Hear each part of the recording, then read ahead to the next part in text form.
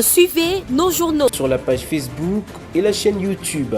Le journal de Scoop FM passe également sur la 98.5 MHz qui push 24 radios à 18h30, 21h30, 8h30, 12h30 et 16h juste. Et sur la 101.0 MHz, la radio communautaire Moïseni à 9h05, 13h03, 21h juste et sur Vox Congo. Téléchargez dès maintenant l'application Vox Congo pour être informé en boucle. Nos chaînes partenaires. Pour toute information, contactez le plus 243 97 62 31 319. Scoop FM, la neutralité réelle. Scoop FM, la neutralité réelle.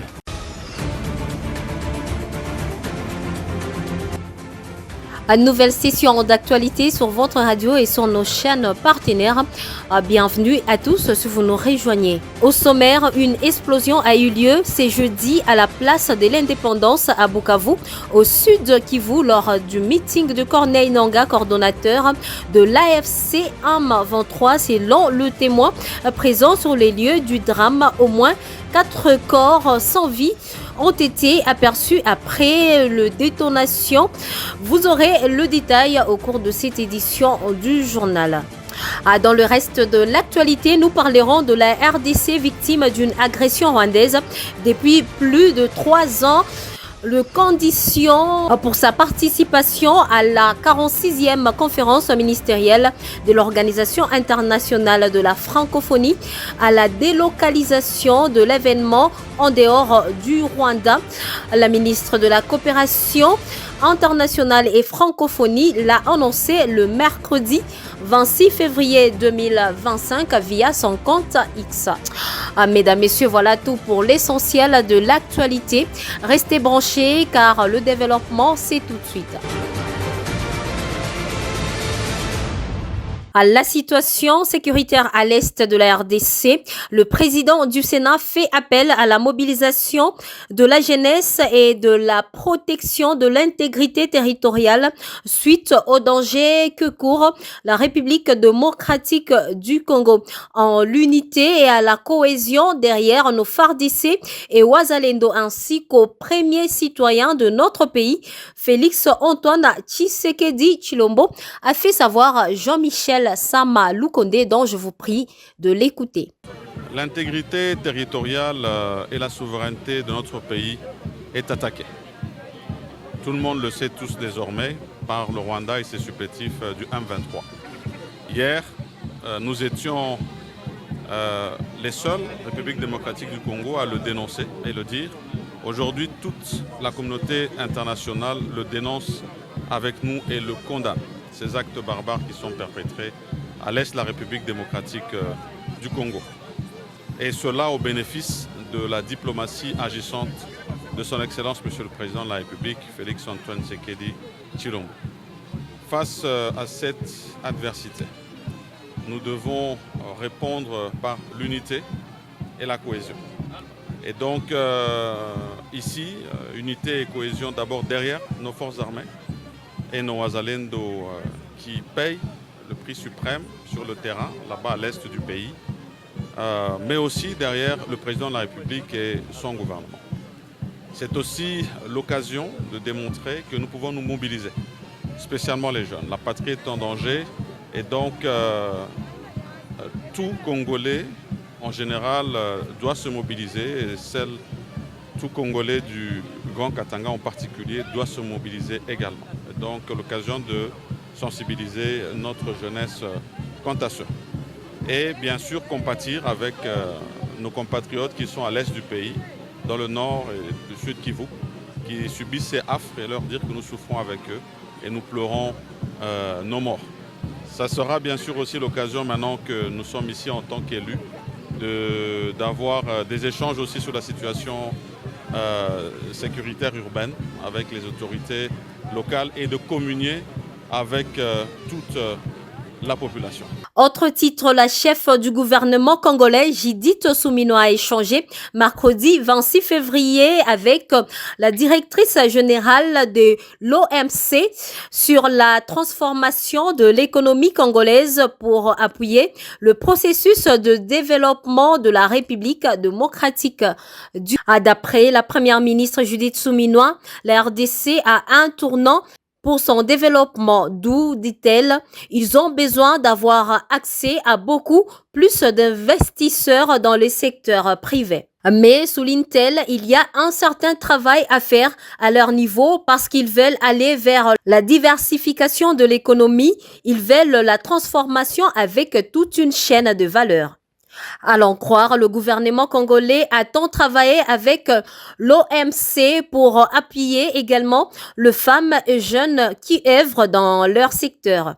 Selon les informations rapportées par la primature, la directrice générale de cette organisation internationale qui s'occupe de règles rédigeant le commerce international entre le pays a pris l'engagement de travailler avec la chef du gouvernement congolais et son gouvernement afin de réaliser cet objectif de transformation de l'économie congolaise en s'appuyant sur les richesses. Cet engagement marque pour le gouvernement congolais une avancée stratégique dans la mise en œuvre du programme d'action du gouvernement dédié pour le bien-être de la population vivant sur le sol de la RDC. En dépit de la détermination du gouvernement à lever la situation sécuritaire et humanitaire préoccupante à l'est du pays, la chef du gouvernement a réitéré la volonté du président Félix-Antoine Tshisekedi Tshilombo à mettre en œuvre ces programmes, quoique mise en mal par la résurgence de forces rwandaises et ses troupes rebelles dans l'est de la République démocratique du Congo. Et puis le vice-premier ministre congolais en charge de transport, Jean-Pierre Bemba, vient d'indexer le président honoraire de la RDC, Joseph Kabila, comme étant commanditaire de la milice Mobondo à la base de l'insécurité dans le Grand Bandundu. C'était au cours d'un meeting populaire qu'il a animé le mercredi 26 février dans la ville de Bandundu. Je vous convie de le suivre. Bari ko toute sa biso mitu awa depuis que ngai na botama la table na Zaïre ti sikoyo RDC jamais na tika ko kaka awa na Grand Bandundu dans to pasa ko bomana tribu mais est-ce que boyebi moto ya sa sima bien ko wana Kabila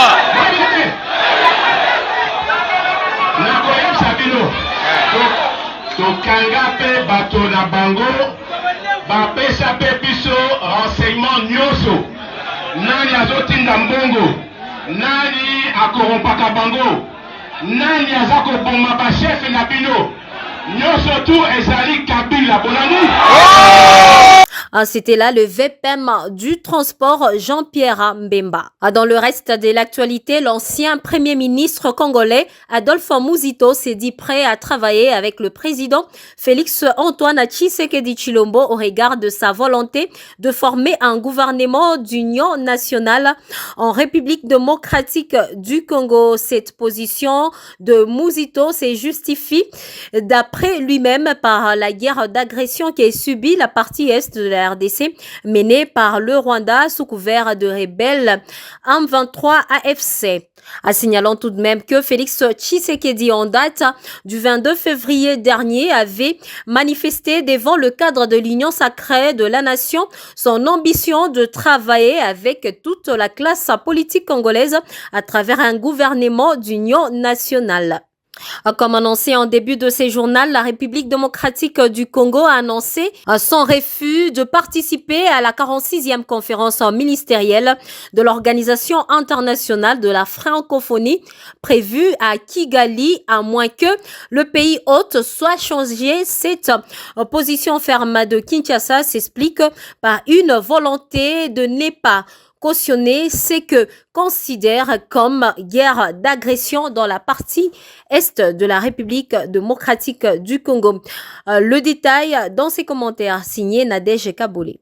Dans une déclaration sur son compte X le mercredi 26 février, Bestine Kazedi, ministre délégué auprès du ministre des Affaires étrangères en charge de la coopération internationale et francophonie, a fustigé l'Organisation internationale de la francophonie, OIF, allant croire maintenir cette conférence au Rwanda serait perçue comme une approbation tacite des actes hostiles contre la nation congolaise, en contradiction avec les valeurs fondamentales de la francophonie qui prônent la solidarité et le respect entre les États membres.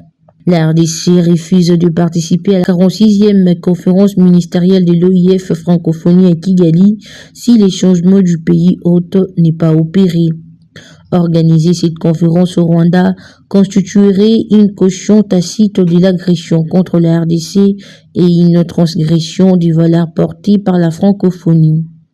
Nous en appelons à la solidarité des États et gouvernements membres de l'OIF à nous soutenir, a-t-il argué sur son compte X. Kinshasa espère une réévaluation du choix du Rwanda en tant que pays hôte. Ces refus met en lumière les tensions historiques entre les deux nations, congolaises et rwandaises, exacerbées par des conflits armés et des accusations d'ingérence. La signature d'une convention entre les conseillers spéciaux de la secrétaire générale de la francophonie et la secrétaire permanente du ministère des Affaires étrangères rwandais est prévue du 20 au 21 novembre 2025. Cette signature marque le début de préparatifs pour cet événement. Des détonations ont ressenti ce jeudi 27 février 2025 à la place de l'Indépendance à Bukavu, alors que Corneille Nangaa, coordonnateur de l'AFC M23, achevait son discours devant une foule rassemblée. D'après plusieurs témoins, au moins 4 corps gissaient sur le lieu, tandis que 6 autres personnes blessées ont été signalées. L'origine des explosions reste incertaine à ces stades et les autorités n'ont pas encore communiqué sur les circonstances exactes de l'incident. Depuis quelques semaines, Bukavu est sous contrôle de l'AFC M23. Un mouvement politico-militaire soutenu par le Rwanda. Cet événement tragique vient encore d'aggraver une situation déjà explosive dans l'est de la RDC. Terminons par cette brève, la conférence épiscopale nationale du Congo, CENCO, dénonce la rétention temporaire du passeport de Monseigneur Donatien Cholet par la direction générale de migration à Lubumbashi dans le Haut-Katanga pour Monseigneur Fulgence Mouteba, président de la CENCO et archevêque de Lubumbashi. Cet acte est une provocation contre l'Église catholique. Il réaffirme la détermination de l'Église à œuvrer pour la paix en République démocratique du Congo. Cette tension intervient alors que la CENCO et l'Église du Christ du Congo poursuivent leurs initiatives du pacte social pour la paix et le bien vivre ensemble en RDC et dans le Grand Lac.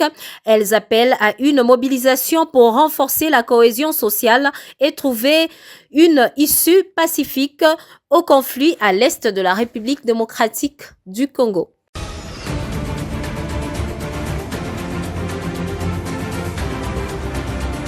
C'était le journal de la rédaction sous l'appui technique de Marcel Moulomba. Christian Mchompa était à la coordination. Devant ces micros, c'était Gracia Akilimali et à très bientôt.